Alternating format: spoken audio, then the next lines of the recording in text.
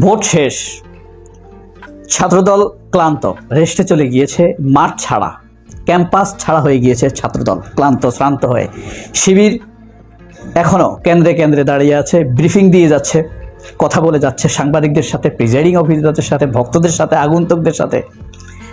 দম আছে ভাই তাদের। এখন পর্যন্ত তারা ব্রিফিং দিয়ে যাচ্ছে, ঠিক যেভাবে মাইনুদ্দিন হামিম মোটরসাইকেলে চলে যাচ্ছিল আর প্রকৃতি প্রাণী তাদেরকে তাড়িয়ে দিতে চাচ্ছিল, বিরক্ত হচ্ছিল। মাইনুদ্দিন হামিম যখন মোটরসাইকেলে যায়, কুকুর তখন তাকে তাড়ানে দিয়েছিল। আপনি আপনার পরিস্থিতি বুঝতে পারবেন। কে জিতলো কে হারলো বড় কথা নয়, ব্যক্তিত্বের সাথে সবাই মনকে জয় করে সুষ্ঠু পথে আপনি জিতে যাবেন। সারা বাংলাদেশে আপনি নন্দিত হবেন, সম্মানিত হবেন, এটাই হলো নিয়ম। এখন কেউ একজন দেশের বাইরে থেকে ফোন করলো, অথবা ডিফেন্স স্টেট থেকে ফোন করলো, please stop the poll, vote বন্ধ করেন, এরপরে অ্যাডাল্টারেট করেন, অমুকরে দেন, অমুকরে সাথে। এসব দিয়ে যদি আপনি জিততে যান, আপনি নিজেও মনোবল পারবেন না, ছাত্রদলের জন্য কিছু করতে পারবেন না। তো শিবির এখনো দম নিয়ে ব্রিফ করে যাচ্ছে, তাদের কেন্দ্রে কেন্দ্রে লোক দাঁড়িয়ে আছে, ডাকসুতে দাঁড়িয়ে শিবিরের প্যানেলের লোকেরা একের পর এক সাক্ষাৎকার দিয়ে যাচ্ছে, তাদের অভিযোগ অনুযোগ আশা ভরসার কথা বলে যাচ্ছে, ছাত্রদের আনন্দের কথা বলে যাচ্ছে, কিভাবে ছাত্ররা এনজয় করেছে সেই ব্রিফ দিয়ে যাচ্ছে সবাইকে, ছাত্রদের সাথে, কারণ তারাও এনজয় করেছে। এটা সেই ইউনিভার্সিটি অথবা এটা সেই দেশ যেখানে ইসলামিক লোকদের শিবিরের কোনো মানবাধিকার ছিল না, তাদেরকে মেরে ফেলা জায়েজ ছিল, তাদেরকে মারলে কেউ কিছু বলতো না। যদি তাদেরকে মেরে ফেলা, কোনো মানুষকে মেরে ফেলা হতো, তারপর বলতো এই শিবির, তখন সবাই বলতো যে ঠিক আছে, মনে হয় যেন ঠিক আছে, শিবির হলে মারা যায়। সেই ক্যাম্পাসে এত উৎসাহ উদ্দীপনা নিয়ে ভোট হচ্ছে, আবার সেই ভোটে শিবির প্রধান প্রতিদ্বন্দ্বী, সবাই তাকে চ্যালেঞ্জ করছে, তার কাছে হেরে যাওয়ার ভয়ে সবাই একত্রিত হচ্ছে। সেনাবাহিনী এটা নিয়ে মাথা ঘামাচ্ছে, দেশের বাইরে থেকে এটা নিয়ে মাথা ঘামানো হচ্ছে, ইন্ডিয়ার এটা নিয়ে ঘুম নেই, ইন্ডিয়ান এম্বাসি থেকে এটা নিয়ে তৎপরতা চালানো হচ্ছে। শিবির তো বিজয় হয়েই গিয়েছে ভাই। যেই শিবির এখানে নাম নিয়ে থাকতে পারতো না, তাদের মানবাধিকার ছিল না, মেরে ফেলা জায়েজ ছিল, সেই শিবির এখন সবার জন্য চ্যালেঞ্জ। আপনি একটা ভাবতে পারেন?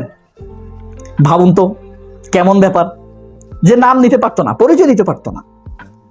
এটা নাকি স্বাধীন দেশ, সেই স্বাধীন দেশে একটা ছোট ছাত্র সংগঠন, ছোট না মানে একটা আদর্শিক ছাত্র সংগঠন নিজের পরিচয় দিতে পারে না।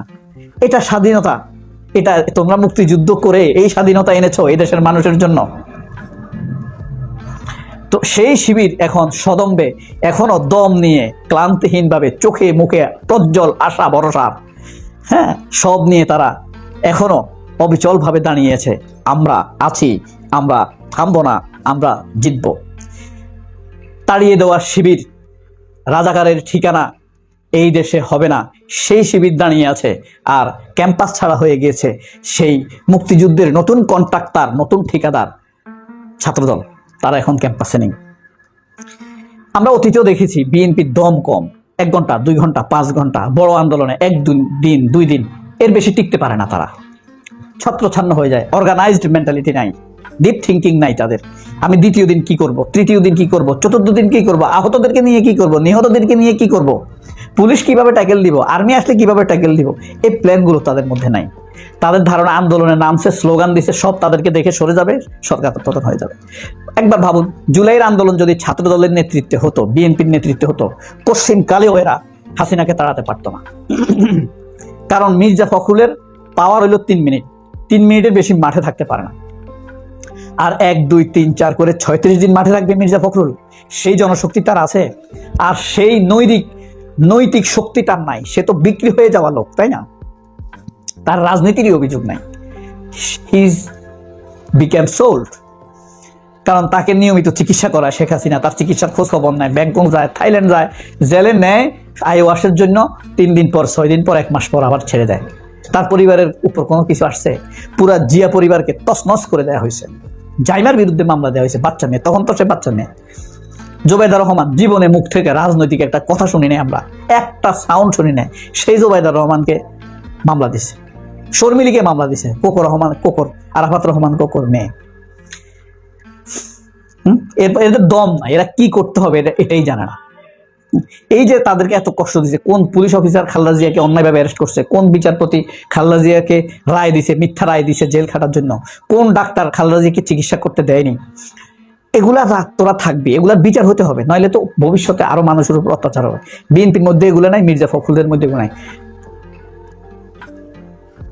ইন্ডিয়া যেভাবে ডিরেকশন দেয় মির্জা ফখরুল সেভাবে কাজ করে। কারণ এরা যদি জাতীয়তাবাদী হইতো, প্রেম ভালোবাসা থাকতো জিয়া পরিবারের প্রতি, তাহলে জাইমা রহমানকে কে অপমান করছে তাকে ধরতো, খালেদা জিয়াকে কে অ্যারেস্ট করছে তাকে ধরতো, কোন মামলা অ্যারেস্ট করছে, বাদী কে হয়েছে তাকে ধরতো, হ্যাঁ, তারেক রহমানকে কোন পুলিশ অফিসার পিটাইছে তাকে ধরতো। এখন এসব মামলা তারা বিক্রি করবে। যেই পুলিশ অফিসার তারেক রহমানকে পিটাইছে তার কাছে এক নেতা যাবে, গিয়ে বলবে তোকে তো পালা যাইতে সহযোগিতা করবো, তুই আমার 2 কোটি টাকা দে। এরা এগুলাকে বিক্রি করবে। ওই যে রুমিন ফারহানা খালেদা জিয়াকে বিক্রি করে ফেলেছে 10 কাছার ফ্লট। সব লোভী এরা, শিক্ষিত বলেন অশিক্ষিত। মির্জা ফখরুল তো শিক্ষিত, হাই স্ট্যান্ডার্ডের, রুচিবান লোক, ভদ্রলোক। সব ভদ্রলোক সৎ না, আবার কিছু অভদ্র লোক আছে অনেক সৎ, ব্যবহার খারাপ, কিন্তু কারোর টাকা মারবে না, খাবে না, মিথ্যা কথা বলবে না, কিন্তু ব্যবহার খারাপ। অভদ্র সৎ লোক। মির্জা ফখরুল হলো ভদ্র অসৎ লোক।